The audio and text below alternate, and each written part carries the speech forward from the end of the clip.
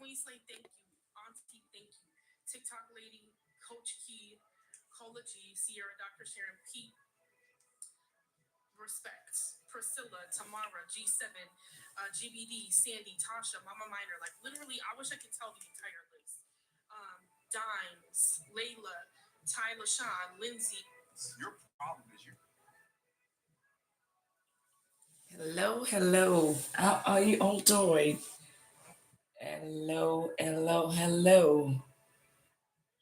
Hello, how are you doing? And this trying to okay. Awesome. Let's go live. Great, great. How are you all doing? Awesome. Welcome, welcome. Hello, hello. Welcome, welcome. How are you doing?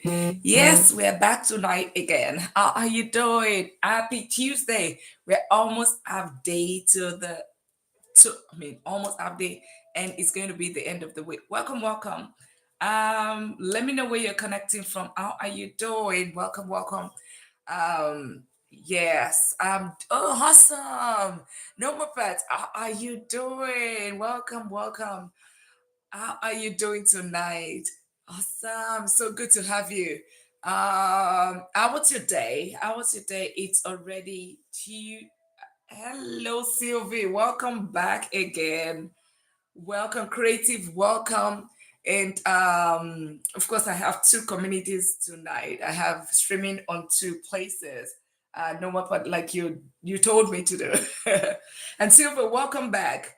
Welcome back. And I'll just the stand it's not working. So I'll move it to another one. So it's just hello. And Silver, thank you for your contribution all this afternoon. I hope that helped.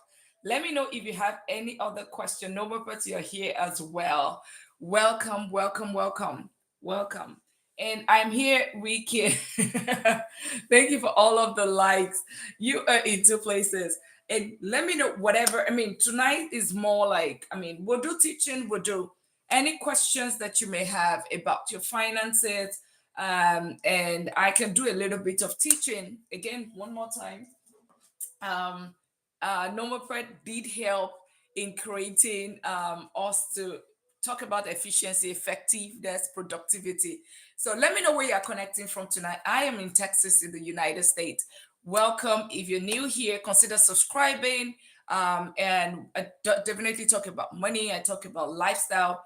I talk about investing. I talk about everything that comes with it overall, ending the paycheck to paycheck cycle and ensuring that we live a life that we build lasting wealth. And of course, if having financial peace is very crucial. I talk about time wealth, I talk about peace wealth, I talk about health wealth, and of course, money wealth that a lot of us always translate to. You equate it to wealth equals money, but no, there is that four types of wealth: health wealth, peace wealth, time wealth, and money wealth. Money is basically, of course, like investment, savings, your skill that gives you your income, multiple streams of income.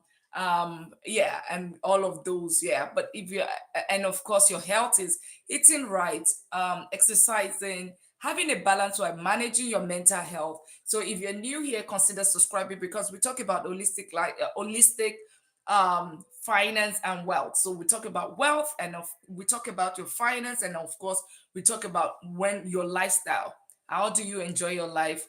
Ensuring that you are balancing a life. That's what we talk about. So if you haven't subscribed, if you haven't followed, consider doing that. Thank you all for the likes. So I'm not one of those personal finance coach that just tells you about money, invest, and not eat, not drink, and not enjoy life. No, I tell you how you can balance it together. I tell you how you can have that money and at the same time you can enjoy the life that comes with it, right? That's what the purpose of you having money is, to live a complete life. So consider subscribing. I will go to it. Ask me any question. Let me know where you're connecting from. I'm in Texas in the United States. So if you have any questions at all, let me know about your personal finance. You want to talk about travels. I've been to 22 countries. You have questions about um, finances. Yes, I'm a serial investor, and of course, I am also a vice president of technology, also a doctor. So I can be able to provide information or answer questions that you may have. And Norma Pat did have one question. Oh, I got one. Should there be a joint account for shared expenses? Yeah, so amongst couples, right? Yes, I believe so. When it comes to couples managing your funds, as much as I do not want to dabble into relationships and all of that, but you want to, if you're going to, it just makes sense because you both would, and specifically when it comes to expenses, like you said, you both are just, you are sharing a particular space, right? So you should both have an expense account, right? One account, and as a couple, this is the way I would look at it. Everybody should still have their own I mean, you have your own individual account that is for, if you want to gift yourself, you want to do all of those kind of things, you should still have that. So it's not like everything should just be joint and all of that. But specifically for expenses, there should be one account that focuses on expenses only, focuses on, of course, we're talking about expenses, then we're also talking about kids education, talking about, like you're creating Roth IRA for kids, you have all of those that you want to have together, right? So definitely you want to have that as a family. So yeah, you should have one joint account. And that's why I always say that. I mean, I basically talk about four account system, and maybe we'll talk about that tonight. When you get your paycheck, how should you distribute your money? A lot of times, one of the big issues that we have with our money, and for everyone just joining, thank you so much for joining. You're welcome here tonight. And I think drop any question that you might have on your personal finance, any questions that you might have, do let me know, and I will try my best to answer the question. Otherwise, if I don't know it, I'll research it, or we'll look for it together, right? Overall, you will get your solution out of this life. Okay. So and Norma did ask a question: should couples have an account for expense? And yes, I'm of the opinion that as part of the account system, right, you should have four account systems. So when you get your paycheck, okay, how should you just, a lot of times we only just have one account, right? That's what happens. We have just one single account.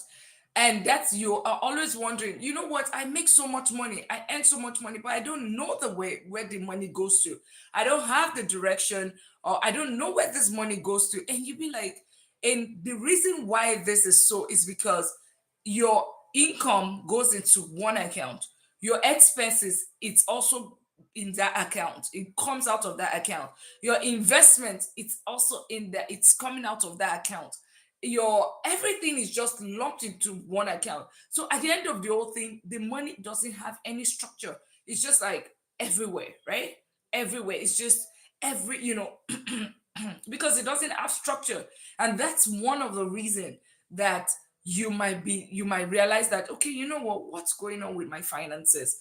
I am making a lot of money. That's because you don't have structure. And that's why some that's part of the reason. It doesn't necessarily mean that you're not doing well with funds, but it's just that you do not giving your money structure.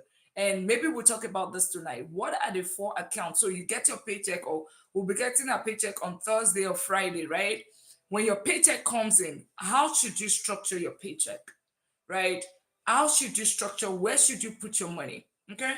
So the first account that I would say is, of course, your checking account, which is where all your money goes to, right? Your paycheck goes in there, right? Your paycheck goes in there into that account.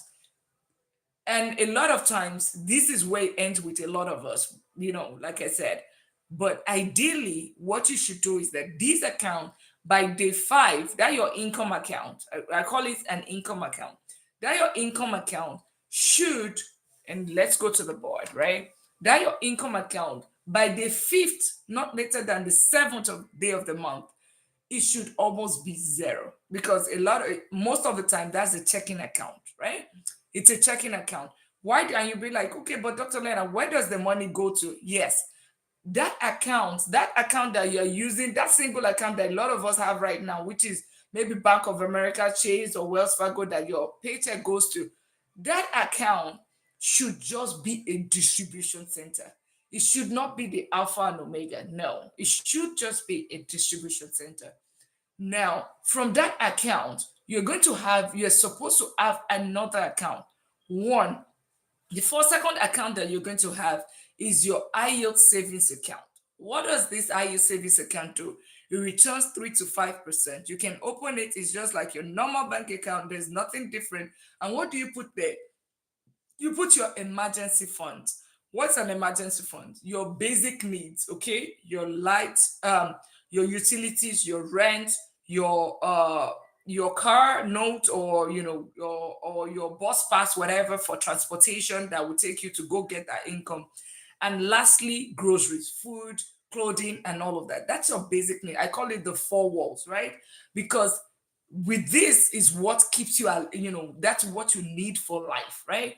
That account, that but you need to have 1 month of that expense in one account. Okay, for everybody joining, welcome, welcome. You need to have one account in an IU savings account, 1 month of your bills. What does this give you? It helps you to have financial peace. Okay, that okay, let's assume something happened and your income is not there.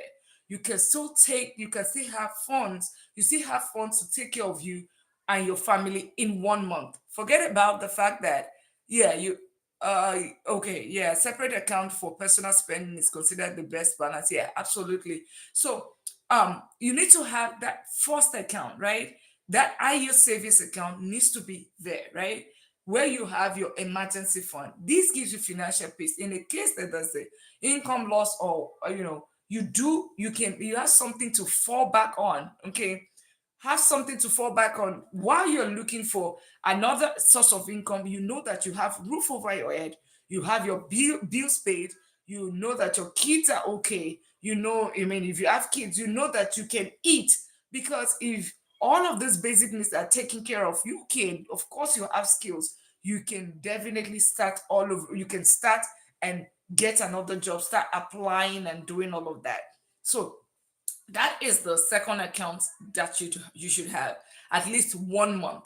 But as time goes, you want to start increasing it to 2 months, 3 months, as your income grows, right? Now that's the second account, right? So your first account is income, your incomes goes there, then it wires it into your emergency fund. Of course, once you fund your emergency fund, that's already locked away. You probably, it just locked away in that IU savings account. Once that is done, then you move on to the next thing. What's the next thing? The next thing basically is your expense account.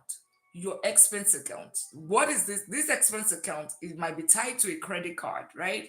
It might be tied to credit card. So in this account, that's where your rent is being paid, your groceries. So the credit card that is linked to your for your groceries, because you are going to be using credit card for your groceries, and you might be wondering, why credit card? The reason why I talk about credit card is because credit card brings about protection. It brings some form of protection. If there is a fraud on your card, the bank is going to take care of it. Okay, versus your bank account or your debit card. If there's a fraud on your bank account or your debit card, it would take some days for investigation. It would disturb you, and you might get your money back, you might not get your money back. But if it's credit card, it doesn't disrupt anything, right? That's why you use credit card. And on top of that, you get rewards. But the only thing is that you have to be very disciplined when you're using a card. You have or credit card. You have to be very disciplined. What does this mean? Make sure that you are paying your credit card within the billing cycle, because the billing cycle, meaning, you have the time, it could be end of the month, you see it on your card, it says you have to pay it at this time. So you need to make sure that you make that payment as quickly as possible. Just use your card like a debit card. Okay, have it in the mind. If the money is not in the account, you're not spending it. If it's not in the account, you're not spending it. So once you know that, that will also help you do what? It will help you build um, your credit worthiness. Because if you want to invest tomorrow, you want to get a credit line, you want to get a mortgage to buy a house, this credit is what is going to help you. Okay, that credit, except you do want to do everything cash, which is also not a bad thing, right? But if you have credits built, it just it gives you a leveraging opportunity. It helps you to, if you want to invest, you can be able to extend it, right? So that credit card, you use it for groceries, but then you have the account that is simply for expenses. That account is simply for expenses. Then the credit card is also, you are paying off your credit card from this account every single month, right? Every single month within the billing cycle. It doesn't go past the billing cycle. So that is very, very, that's a third account. Now, the last account that you need to have, which is pay yourself first account, which is the account that is going to help you in terms of investing, right? And that account basically is your investment account. This account, that particular account, is divided into three. One, you're paying your future self. So you have like your 401k, right? Of course, you do it with your employer. Why should you do this? If your employer is going to be matching it in any way, if they're going to match it up to 2%, 3%, you want to take that free money. It's free money. We'll take any free money, just like an high yield savings account. We take free money. Okay. So we take that, you are going to match it. I mean, I make sure that I match up onto whatever percentage that my employer is given. Okay. That is for 1K. What does this help you to do? It helps you to have financial peace for your future, for your retirement. Because understand that if you are waiting on your children to be your retirement plan, my dear, by that time, the children to have their own bills to pay. They can only supplement what you have. So you want to already have a solid structure for your older self if you're working for so long. Okay, that's one. The other part of it that also talk about, it's the other one that you also want to have, is the Roth IRA. Roth IRA is one of the best vehicle. Why is it solid? Okay, solid vehicle. Why is it solid? It's you can that particular vehicle is one investment vehicle that grows tax free. It grows tax free. What does that mean? It's taxed at the source, right? And by the time you retire at that 59 and a half, or and you want to take this money, let's assume that all that you have put in is 100,000, right? Which is already taxed. If it grows, putting it in simple ETFs, and it went all the way to $1 million, you get your $1 million, right? Versus the 401k. Okay, 401k gives you free money from employer, right? However, because it's post tax, right? It's not tax, it's not pre-tax, right? You will be paying. Let's assume you invest the same amount, $100,000, right? You put in 80,000, your employer put in 20,000, it becomes 100,000, and you put it into the same investment program or vehicle like ETF index fund, just the same thing. It grows up to $1 million. By the time you're going to be retired and you want to take this money, that 1 million is going to be taxed. So it's almost going to be more money with Roth IRA versus 401k, something of that nature. And the other thing is that with Roth IRA, you have more control. With 401k, you have less control, except you move from one employer to the other. When you move it and then you move it to a self-directed or something, or that's when you cannot have control. But in as much you're still with this employer, it's whatever. They just give you like maybe 3 boxes, put it here, because of your age, put it here because of your age, or book it. So you now choose something. And a lot of us, we are not even looking at that. We just leave, put the money there, and you just leave it, and they do whatever they want to do with it. So understanding that there might not be social security, understanding that we're not having our children as our retirement plan, it's very important that you, or what your investment, which is the fourth account that we're talking about, what your investment account will do, right? Of course, the paycheck, when paycheck comes in, it lands in your income account. And then the second part of it goes to high yield savings account for your emergency fund, right? That give you financial peace. The third one, then from there, your bills, right? Your utilities, it goes in there for your bills and your expense account. And then your investment account, which is going to be threefold. I call it, the first one is the 401k they talk about. The second one is the Roth IRA. Every single year you can put in up to 7,500 in there. 7,500, that's about 620 something, right? Every single month. That is about, was it $5? That's like $20. That's like $20 a day if you are looking for calculation, which is like your lunch money. That's almost your retirement money, right? That's what it takes to have your Roth IRA maxed out. So that's one. That's the two. The second, in terms of investment. Then the third, it's very, all of this first two, right? It's for your older self. It's you planning for your future. Now, for the present, right? You also want to have a brokerage account, a simple brokerage account. These you can take money out of it anytime. The other two, you cannot take money. You only take money at retirement. At retirement, if you take money earlier, you're going to get some penalties, right? You will get some penalties, okay? But the brokerage account is the last one that I also talk about. That brokerage account, it's just that you can take at any time. Sue Lane, welcome, welcome here. Nomopat, welcome, welcome here. So the last account that it's that brokerage account. And what you'll be wondering, okay, what is, you can take the money at any time. Why do I talk about this? So you've taken care of the emergency, you've taken care of the future, your present self, right? Your present, you also want to make sure you're taking care of that. So, for instance, you have projects, right?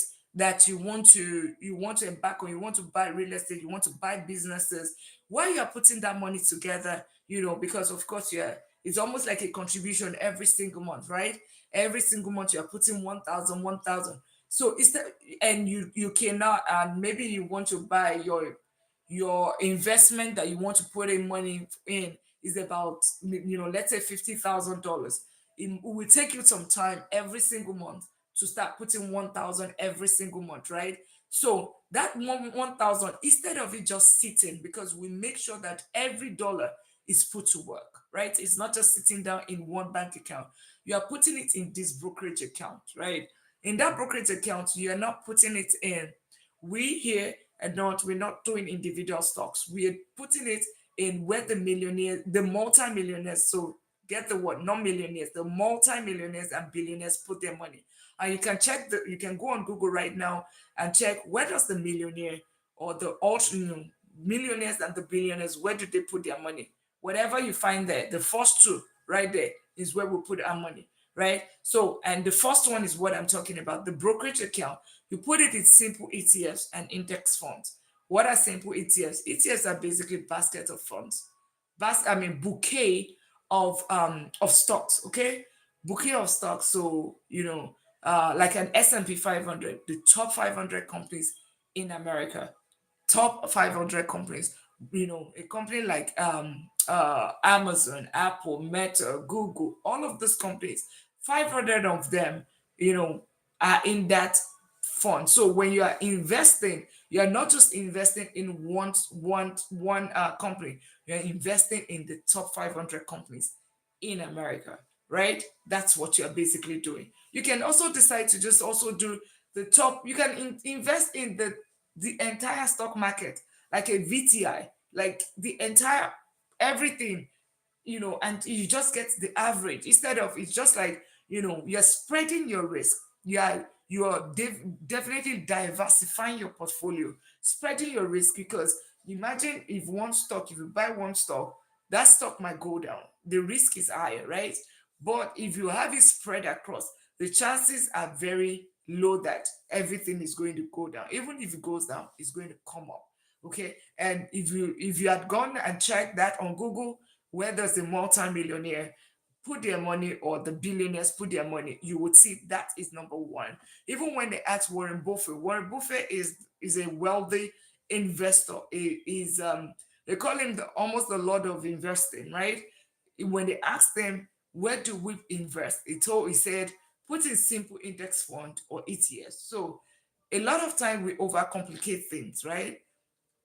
Right, yeah. When it comes to investing, and you start trying to pick and choose, but instead of picking and choosing, just buy everything. When you buy it that way, What that means is that your risk is pretty minimal. These has returned between eight, like S&P 500 has returned between 8 to 12% in the past how many years? In the past 10, 20, 30 years. Do the research yourself.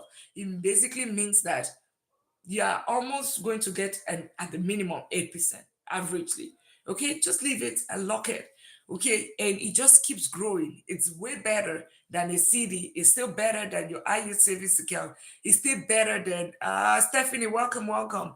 It's still better than your IU savings account. It's better than every other thing that you can. Any like a CD. I think three CD right now gives you, even though it locks your money away, it gives you, yeah, how are you? Welcome, welcome. So it gives you that money that it gives you a return of 8% to 12%. And one thing I want us to do from this life, if we can, unfortunately, I'm streaming on two devices, so I can't, but I can do it on my computer as well, right? Is if for us to check the compound interest calculator, just go and check Google compound interest calculator and just put it there. You put in $100 every single month, either from 20 to 40 to 65, or you're putting 300 and you're saying 10 years or 20 years, or whatever number of years that you want to put in investing. Let us do the habit of having a lasting wealth, right? Building consistency versus meme versus hype versus option trading, or you want a get rich quick scheme. That I have tried it. I have lost $100,000 in the market, and I think a lot of time that's why I'm very passionate about this. I have learned the hard way. Okay, and these at really, you just take the compound interest calculator and just put your numbers in there. It's very easy. Put the number, how much can you invest every single month, right? How much? And for how long? Do it, play around with it, 20 years, 30 years, 5 years. If you put 1,000 every month, you put it for 5 years, it's going to tell you. And I always hear people they always say that, people always put comments or even in the life, and they was like, oh, you know what? I wish I started. It's late now. And I say, no, it's never late. The only difference between the importance is your time in the market. Now, if you don't have so much, so you're in your 40s, right? Somebody that is in his 20s that is just starting, of course, has more leverage, right? However, that person, somebody in the 20s, right, can start putting $100 and get there, right? However, if you are in your 40s and you're saying that now is when I am getting to start, also understand that your purchasing power, your income is also chances that they're way higher than the people that are in their 20s. Okay, in their 20s. So you also have the leverage of more income, right? So instead of you, okay, yes, I'm now starting in my 30s, or I'm starting in my 40s. What you will do is that you need to put more, right? If you put more, you will still get there. We need to stop the complaining about, you know what, I wish I started. Just start. And if it's just $50 that you can afford, start with $50. And you're wondering, so Sylvia, welcome. If you're just Antonio and every other person here, Normal Pet, welcome, welcome. Vita Eat, welcome as well. So, and I say this, so just not to deviate again, we had like four accounts. Okay, let's just to recap. Four accounts when you get your paycheck. The first account that you have is um you have your normal account, income account, where your money goes to, but it's just a distribution center. Thank you for the follow, Fancy Finds. It's just for the follow, basically. Thank you for the roses, Stephanie.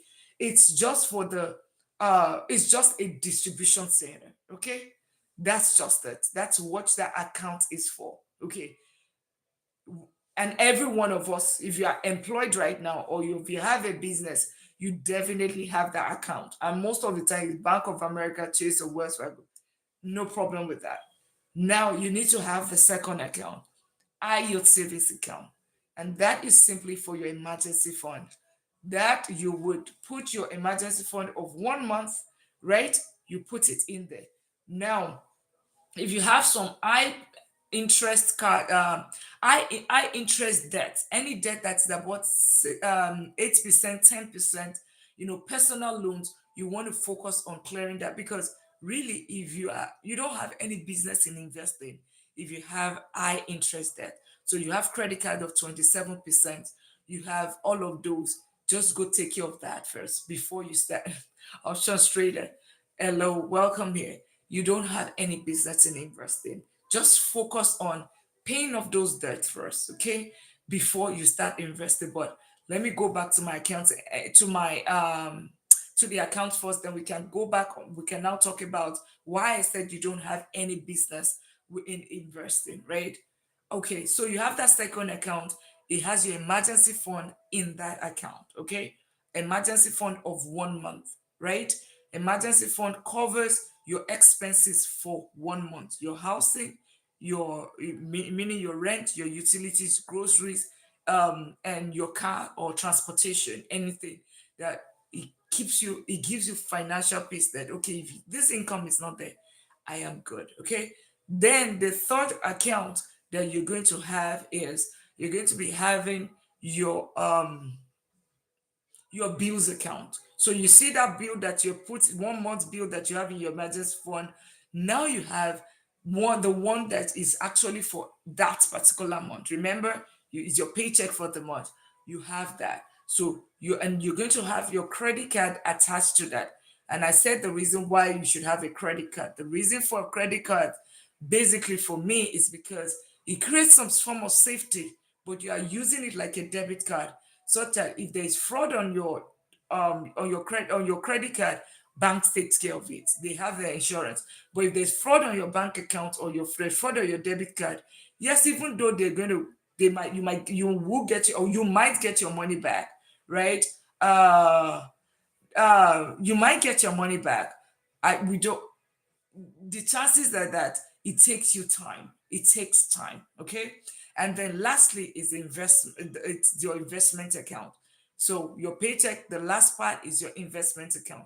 You have your brokerage account, you have your 401k for your future, up until what your employer is matching, right? And then lastly, you have your Roth IRA. Roth IRA is very critical. I mean, it's very important because Roth IRA helps you, okay?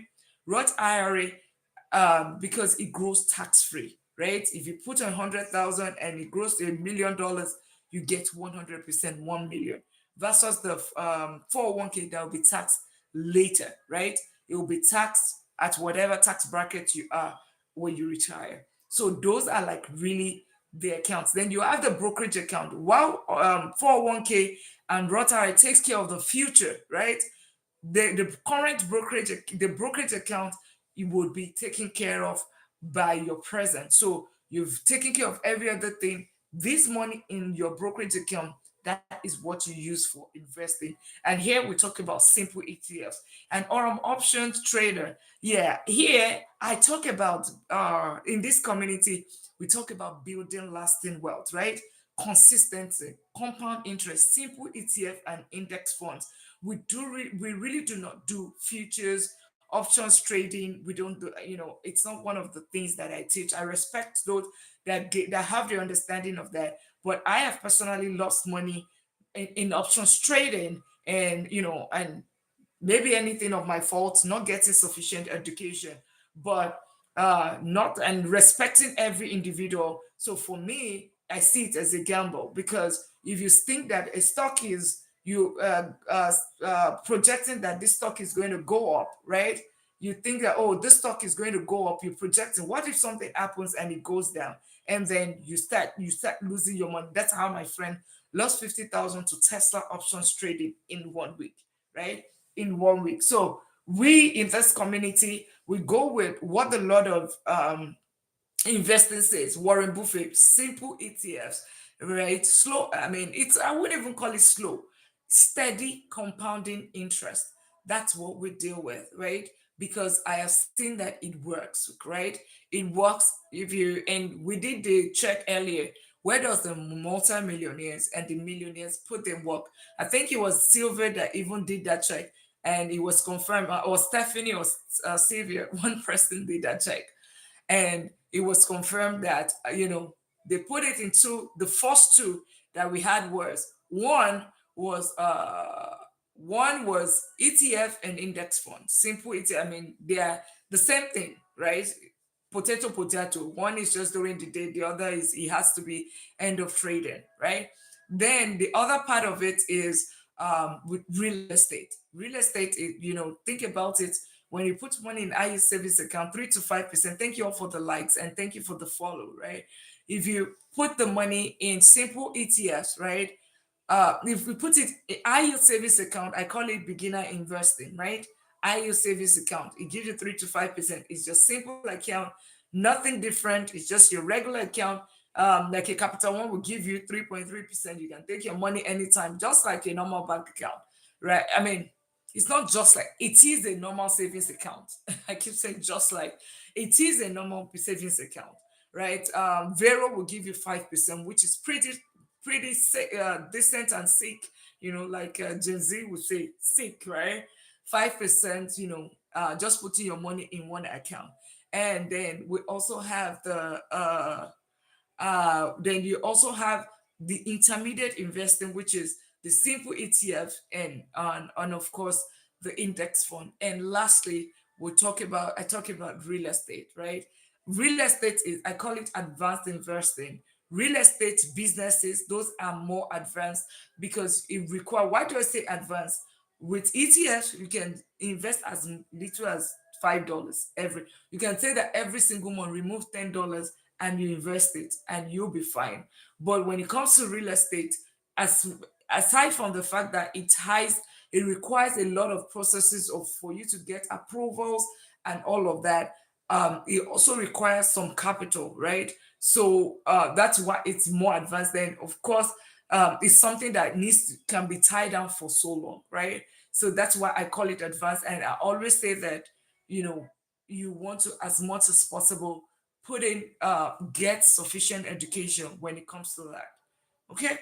Uh, any question, anything that you guys want to talk about tonight, or any question at all? Or I know Nobapat asked the question earlier, does couples, like, should couple have an expense account? Yes, and I do. Yes, they should have one account where you have all the bills taken care of, except the couple, they do have, everybody has their responsibilities. So there are some homes that, okay, they don't have a uniform post, right?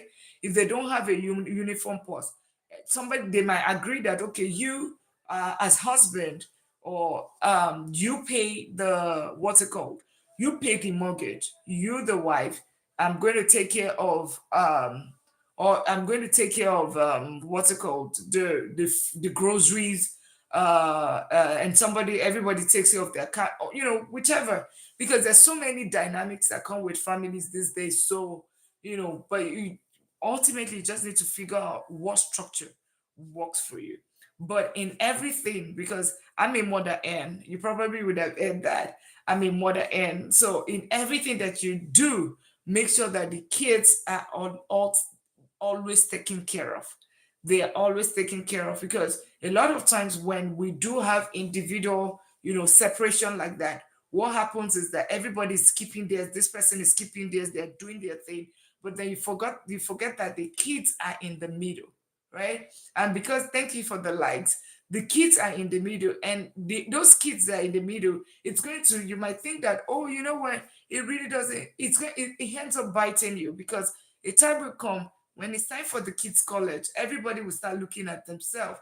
But if both of us as uniformly, it doesn't have to be, create it in the kid's name, husband. I mean, for people that are doing their accounts separate, because like I said, I don't venture, we don't talk, we don't, even though I was in a life on relationship and Stephanie needed to pull me out, I thought, only that, let's go talk about money, I don't have time for. That was so funny. Yeah, sorry about that.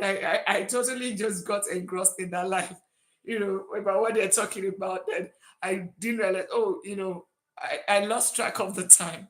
So, but ultimately,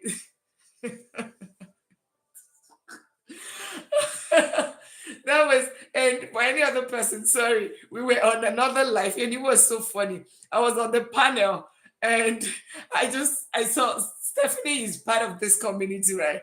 And she came and she said, Dr. Linda, please, can you get off this relationship matter? And let's go and talk about money. I'm not interested in anything other than money. I'm not interested. It was so, but, but by the way, Stephanie, when you stepped out, every other person, they were your kids for a long time.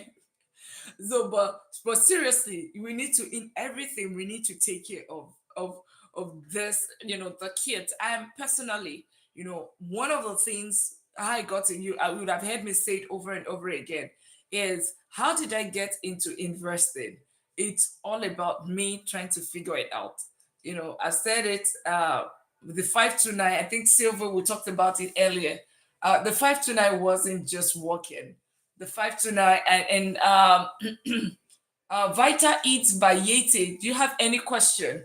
You know, yeah, any question at all, about your personal finance or travel? Yeah, just let me know. So, and basically, we just need to make sure that in everything, if, even if it's okay, you bring $50, you bring $50. You have two kids, or you take care of kid A, I take care of kid B, but everybody needs to be accountable to make sure that that account is working, like it's for them and it's working for them. Because you don't want a situation when you are now in your 40s and the kids are going to college, and of course we expect them to get scholarship. What if they don't? You're now under pressure at that time to start thinking of the education, how is it going to be taken care of, right? And that's why, for me, you might be wondering, how do I finance the kids education? For me, I use real estate. 529 is not working, and sorry, I need to drink water.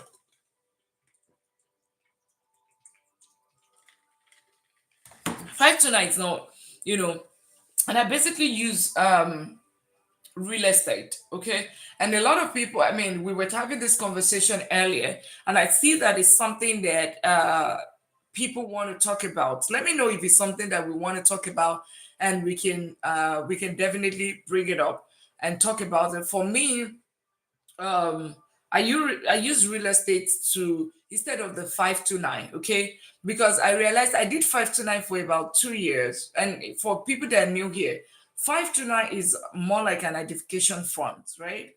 Is education funds for kids, right? uh and they use it for anything, books, anything, boarding on school, all of those things. That's what they can use it for. But how about a situation for me? It's so restrictive, because what if the kids decide, some kids these days, okay, yeah, some kids these days, and normal part, I'm going to answer your question. Okay, let me see.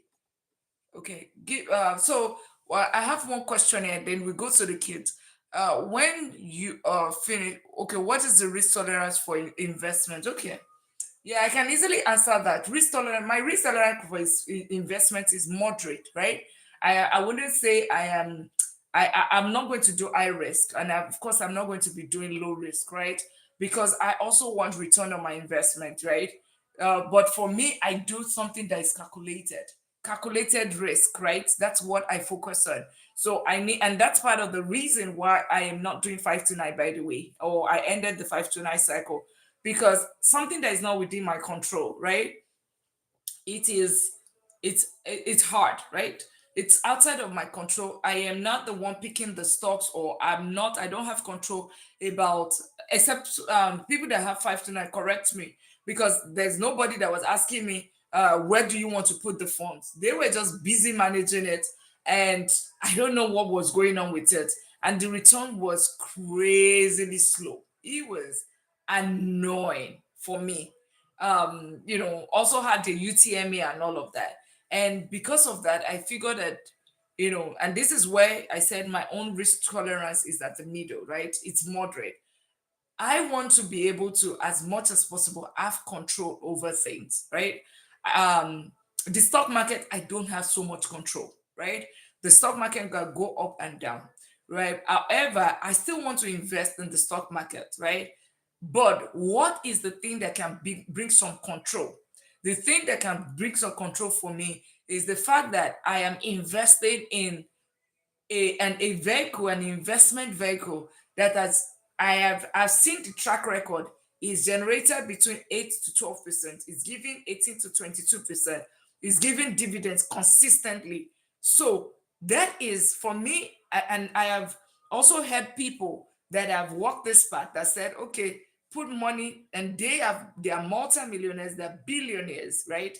Like a Warren Buffett. So for me, it is calculated. I know if I walk that path, except something significantly happen in the economy, that's the only time that I'm not going to get the same result. Okay. So that's why I said mine is more like moderate.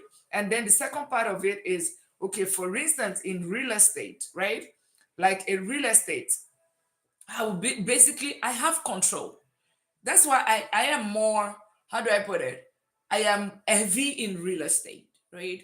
The reason, and this is traditional real estate I'm talking about, I am heavy in it. The reason why I say that is I have control over how much I buy I mean, not that I have direct control. I can look at this property and look at this property. If this property does not make sense to me, I am not forced to buy it, right? Unlike the ETF, or no, not ETF, unlike the 529, that somebody is doing the buying, somebody is doing it. I am the judge. So if I get burnt with real estate, it's fine. I know that I took my decision myself. Okay. So if I will not let somebody else be the driver of my kids' education and future, and then the stock market goes down at that time, and then I don't, and then I'm panicking, and the money is not sufficient for the kids' education, for instance. But with real estate, what I know that for sure, if I buy it in the right places, I know where to buy it. I know how to buy it. I know that I am not going to do the bidding war. Okay. I am just going to, if it's not, I'm not FOMOing, I'm not doing fear of missing out.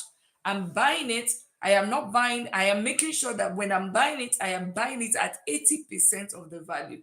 So I am buying from the wholesalers. I am not buying from the MLS, right? MLS is basically for people that are new to real estate. MLS is basically where you it's just like the store for houses, right? So you want to buy a house, that's where you go online, right? Like a Redfin, like a realtors.com, like HAR, like Zillow. That's where you go, okay? And then the seller or the seller's realtor lists the houses there, right? The house has to be shining in, it has to look perfect, all fresh paint and all of that. I am not doing that. I am going to an wholesaler. Who is an wholesaler? And I know, Stephanie, you've asked this question if I have people in Minnesota. So we need to figure it out together, right? We need to connect and figure it out together. And like I said, I am here to help and support you, hold hands with you whenever you're ready. So basically, oh yeah, I am here. But right now, just get the education that you need. Let me know once you're close to getting ready with your down payment. But right now, just first of all, search Google wholesalers in Minnesota. That's where I would start. Wholesalers in Minnesota, right? And then I want another thing that you can start doing is start, bring it to manifestation. Start whenever you have time during the weekends, just go and do open houses. You know what open houses are. So realtors doing showing, just go look, and at least so that you can start getting familiar. So that's where I would start. If you're just even new to this, that's where I would start. And then all of those community uh like they call them, real estate investors community. Just search. I did and join the group, but I don't see new updates on the listing. Um, okay. Let me remind me tomorrow. We'll do it to well. I would check. I would also check directly, and I would also check with my contacts as well. and to see if they have. Just remind me tomorrow. I'll send Eric a message and just, maybe they have a branch in Minnesota, or they have properties in Minnesota. Yeah. But ultimately, is this something that you are ready to do right now? Like the down payment is almost set and all of that, and you know, so that. But I mean, it doesn't even stop anything anyways. You can it just But the good thing is that you're already checking that. Yeah. But do a drive by and also visit all of those, just do an open house, all those things that I talked about when we talked about real estate. Just do, and go and see, okay, what does sheetrock mean? What is just get yourself familiar with it. That would also help you, right? That would be a good place to start. But let's talk about this tomorrow, right? Yeah, so that I can send a message during the day. Okay. So the so basically, I'm buying from an wholesaler. I'm buying between 75% or 80% of the property value. That's what I'm buying. So, and the fact that I'm buying it at 80% of the value in itself, I already won. Yeah, absolutely, I've already won. Doing that alone, I've already won, because it means that I already have equity in this property of at least 20%. Okay. And then I fix this house. Okay. I fix this house. Once I fix the property, what's the next thing? I put it to rent, get a tenant there, I have control. You see, all of these things, I keep saying I. But with 529, where's the high? There's no high. It's day. And for me, that is more risk for me. Because I have zero control. I have control on the kind of tenant that I want to put in my house. I have control to say that, okay, the size of house I want to buy, and the location and all of that. I have the control. So those are like things that I do talk. Um, those are things that so that those are things that push me to, more like the real estate, using real estate as kids education rather than um, the 529. Yeah. Does that answer your question, Norma Pat? You said my skills, risk tolerance. Yeah. And we're streaming on two platforms. So that's the YouTube community. So,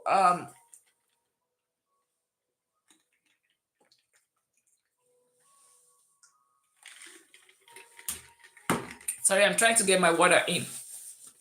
Trying to get my water in. Yeah.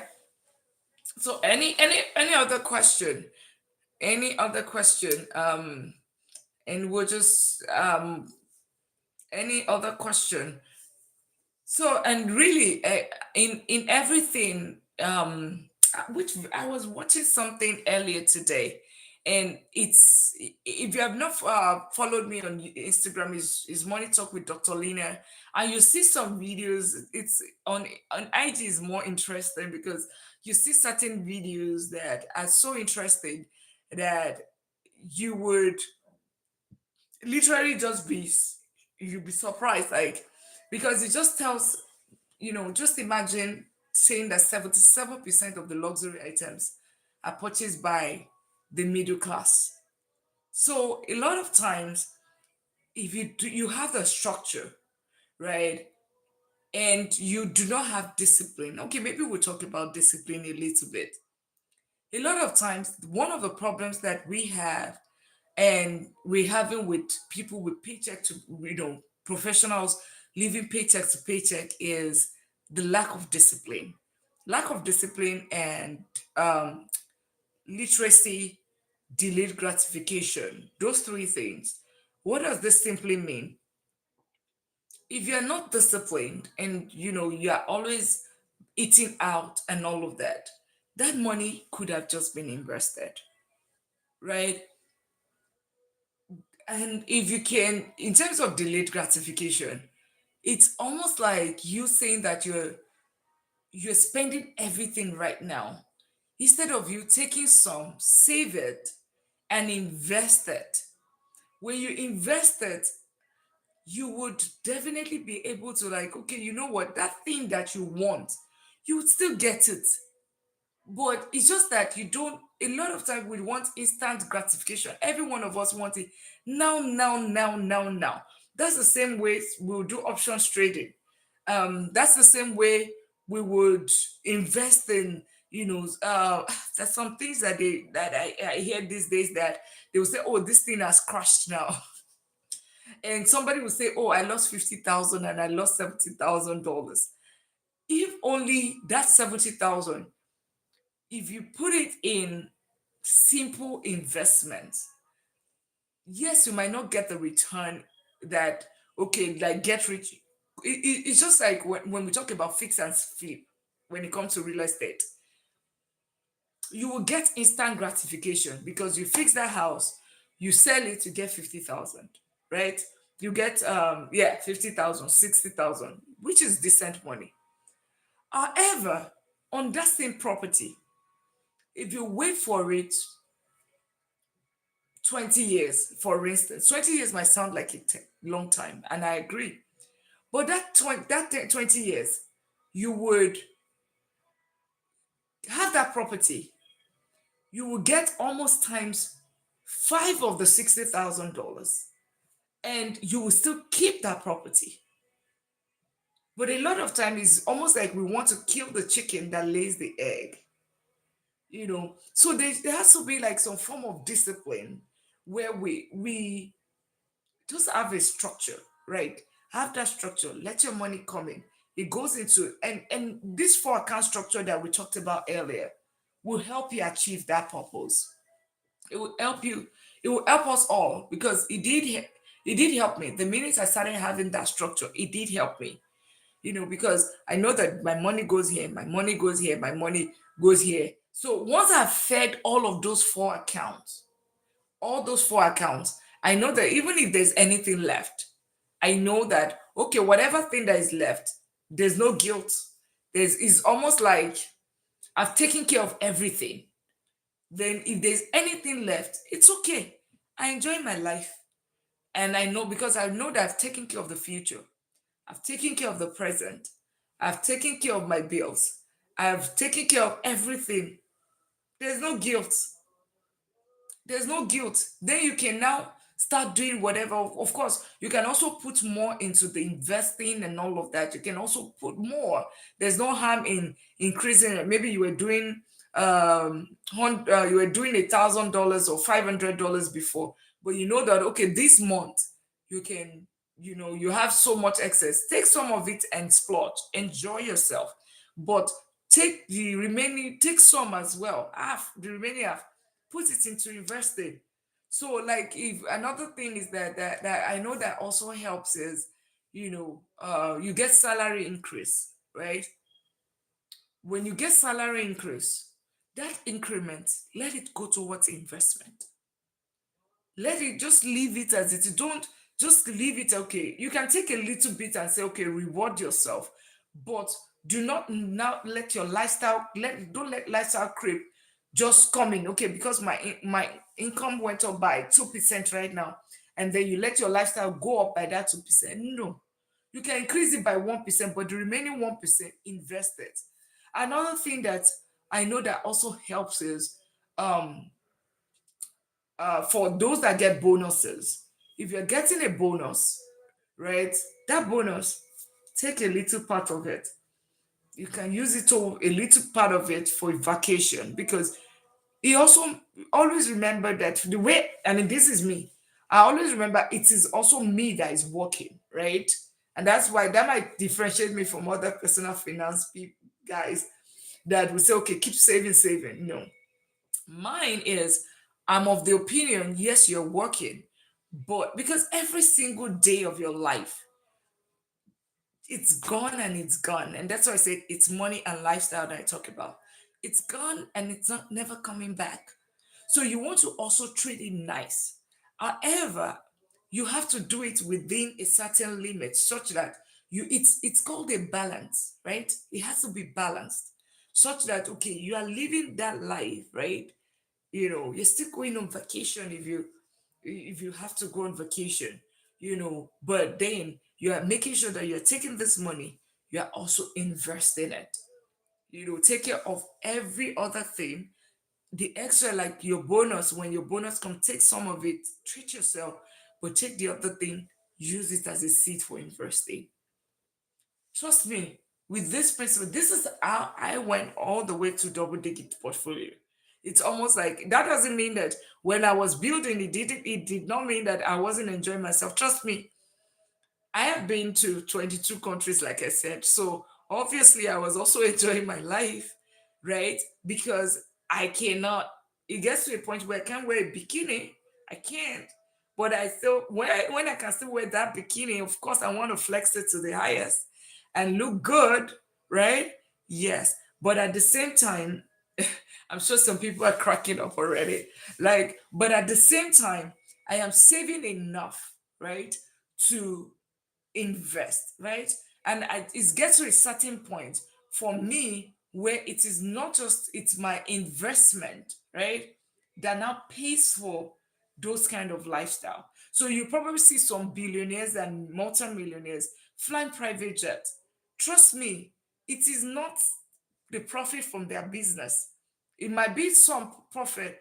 It's their some of the investment that they have made that is returning that money that they're using on that private jet.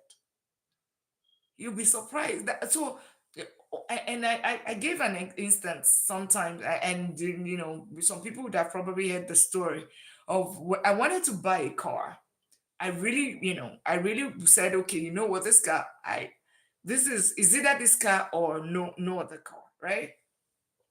But I do have the money to buy the car.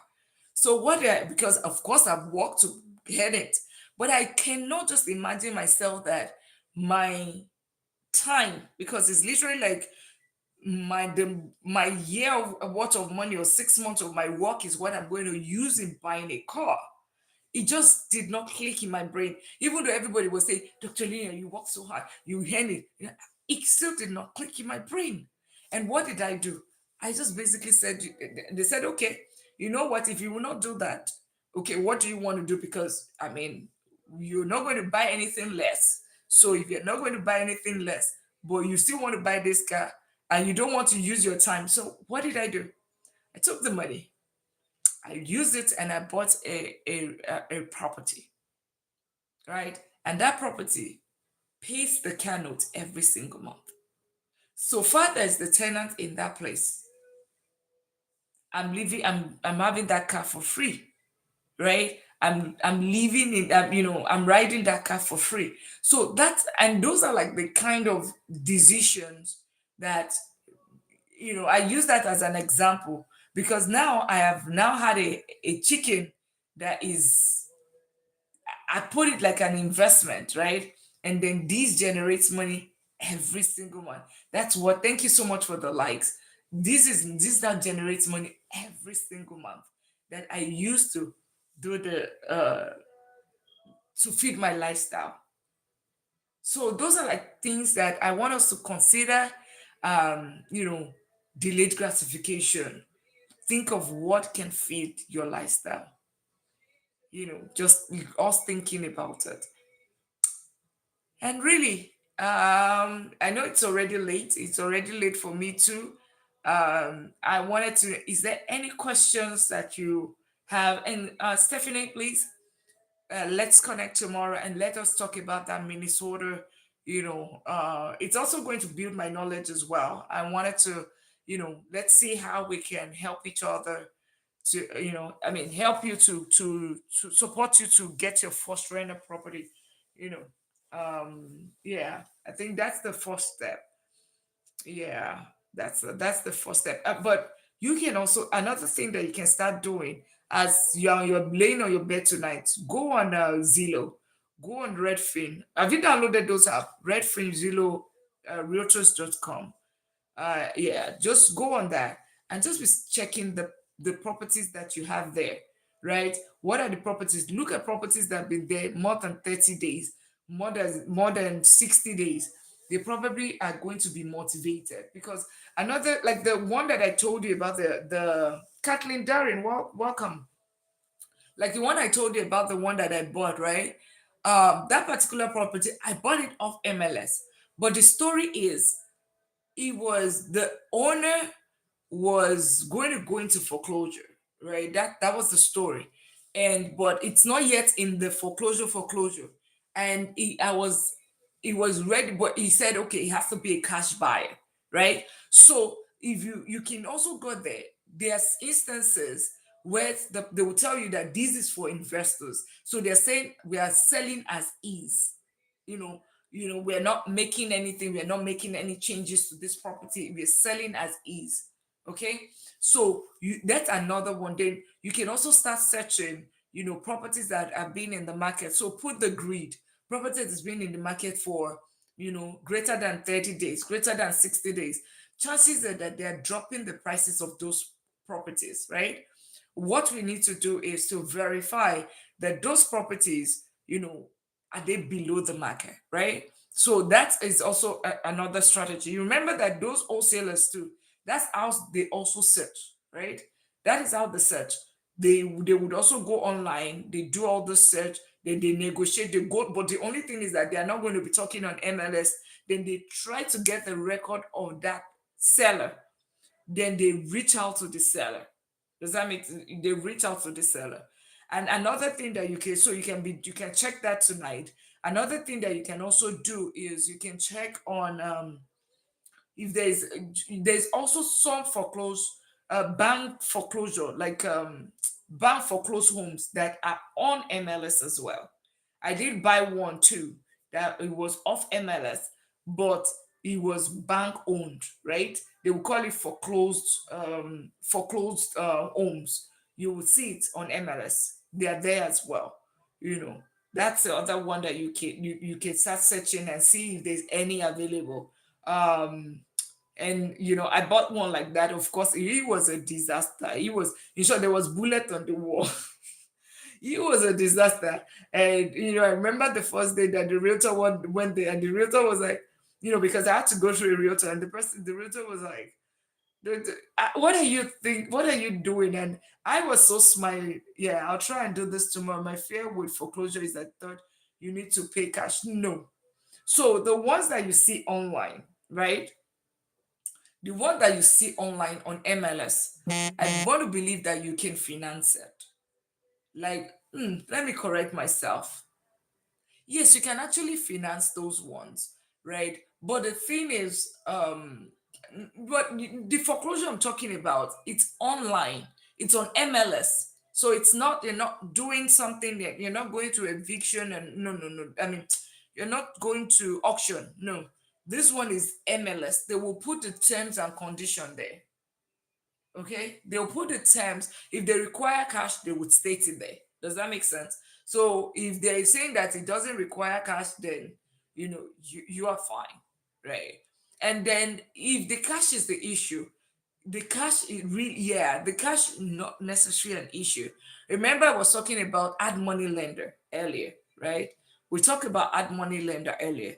You can actually use an add money lender to pay for that's another strategy. Like, they pay the full amount, because remember, the only reason why banks will not finance the foreclosed home is because the house is not perfect prestige, right? So you use a hard money lender. The hard money lender will pay you, are bringing 20%, right, as investment property. The hard money lender brings the 80%. They might charge you 10%, 12%. I don't know what the rate is right now. But then you within I always say that not more than 30 days, right? 30 days. If the house is not, so 99.9 problems, hello. If the house is not um so bad, you should be able to fix it in less than 30 days.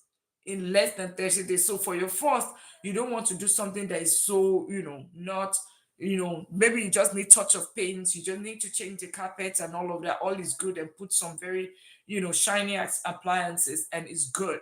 The minute you can put it on the market, right? You now go back to the normal mortgage company, right? And then they would finance it at that point. Remember, all they need is a pristine home, a house that is shining, so that by the time they come do inspection, is it inspection, the appraisal, right? He appraises well. So the beauty of it is that when they come and do the appraisal, when they come to do the appraisal, also once if you purchase a house with mold, no, I don't do mold because you don't want to, no, because mold, you know, mold is a very, aside from the fact that it goes through the tenant's code, you could get sued, right? You could get litigation. So mold is one of the things that, you know, I would jump if my tenant says, "Oh, I see mold," because it could cause health problems. It could. So I don't do that, and you don't know the foundation of mold. It's just like the foundation and foundation, roofing, HVAC, and all of that. Mold is. I would stay clear of mold. I would stay clear because you don't know how much damage, how much you don't. It's a lot. Yeah, I wouldn't do more. I wouldn't. Yeah, I'm not going to be doing that at all.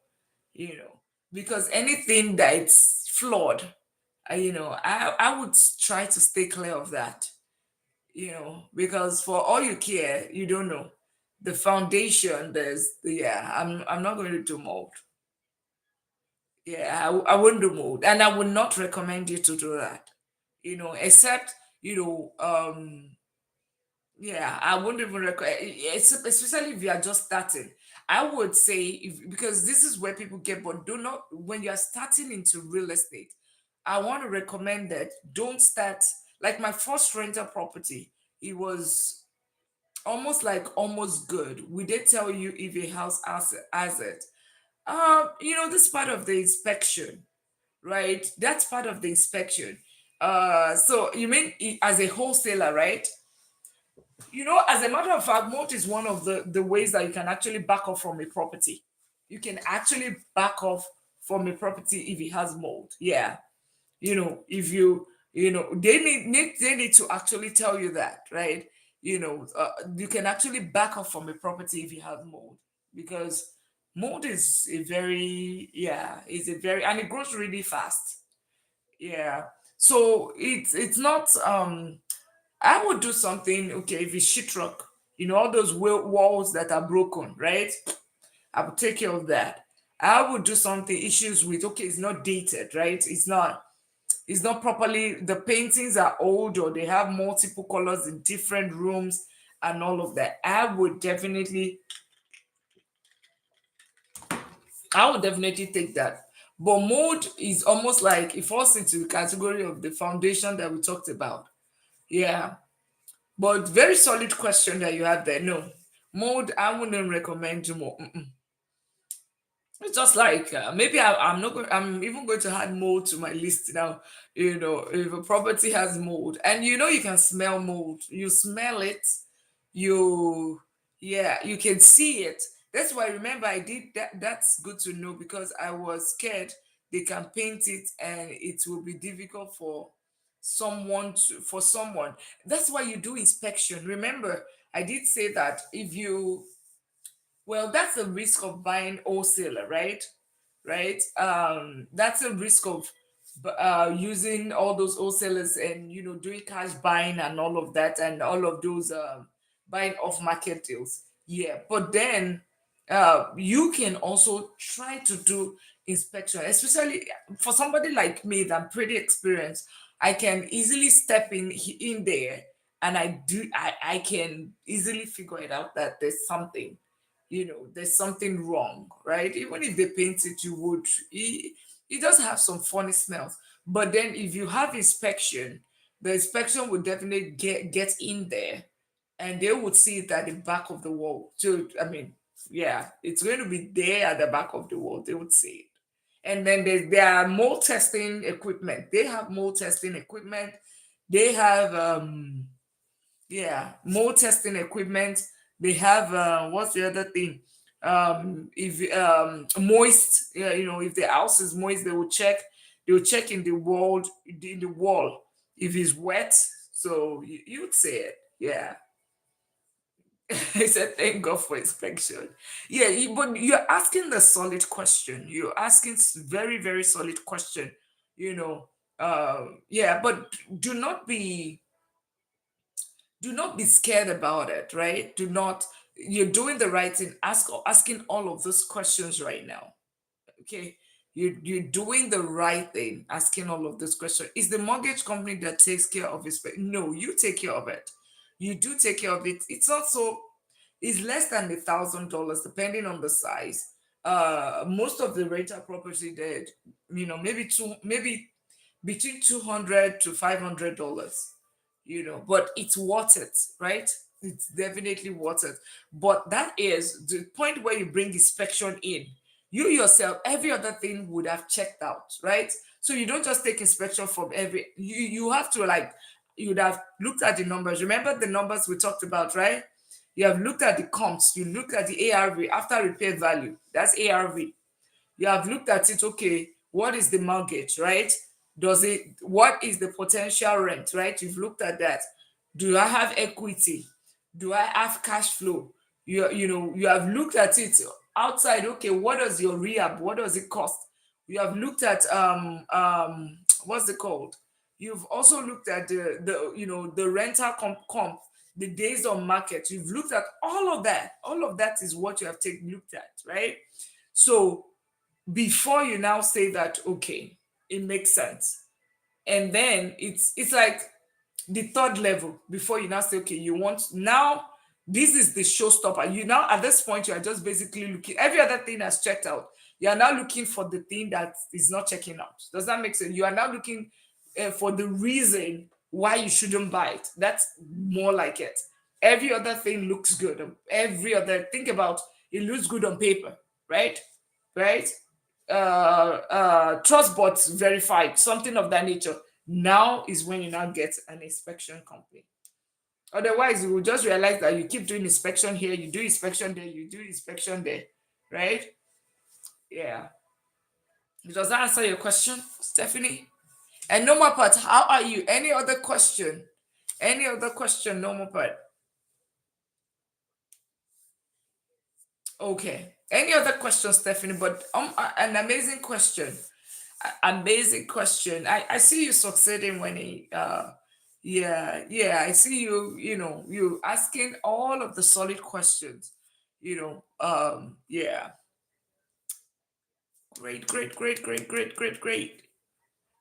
Any other amen? Yeah, yeah. I am, yeah. And I know that you were asking about a one, was it you or someone was asking about a one-on-one? Yeah, so did you can check it on what's it called, on Instagram, on Stan Store. I think it's working. Just check it. I mean, you, if you want to do that, right? But definitely you did. Okay. Did you say it? Was it like, because even me, I need to be checking those things sometimes. you know to make sure that it's working.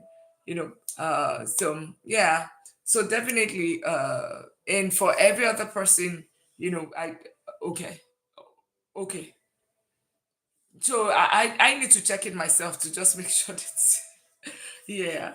um any other question, any other question?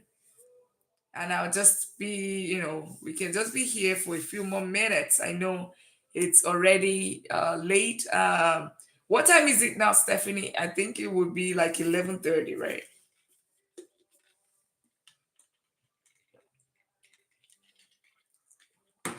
11:20. Here is like 10:20. Oh, so we share your central time as well. Oh, lovely. Lovely. Normal Park is in New Jersey, so it's 1 hour ahead. Oh, okay. Yeah, so we share the same time. That's amazing. Central. Oh, lovely. That's nice. I need to visit. Maybe you are the one that's going to make me come over. I always look for places to go. Jibrim, welcome, welcome, welcome, welcome. Thank you for joining the party. Yeah, and basically we talk about money, we talk about personal finance, we talk about lifestyle, we talk about um building lasting wealth. Yeah, basically, Benedict, welcome, welcome. But building lasting wealth here, we just talk about simple investing, investing that is very less stressful. Keep it simple, okay? Today we just talked about the four account system that you have every single time you have your paycheck so that you can have structure, right? Of course, you need to have your income account where your salary lands. You need to have your IU savings account for your emergency fund for your 1 month of your expenses. And of course, you have your bill account tied to your credit card. And of course, lastly, you have your investment account broken into your 401k, Roth IRA, and of course, your brokerage account, right? So we talked about that earlier. And of course, we talked about health wealth, peace wealth, time wealth, and of course, the money wealth, right? And Stephanie, it would be nice to have you here. Hopefully, when you will come to see my property. Yeah, absolutely, it will be amazing. You did run away, Gideon. Gildon, right? I did run away. I've been busy. I did not run away. Yes, I know you did not run away. Welcome back. It's always a pleasure having you. I know you did. Nobody runs away because we give, trust me, we give quality here, for everybody that knows quality and everybody that wants to build lasting wealth.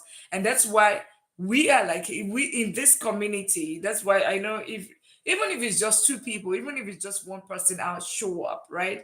Can I screenshot of what you were teaching? Oh, okay, absolutely. See, uh, oh,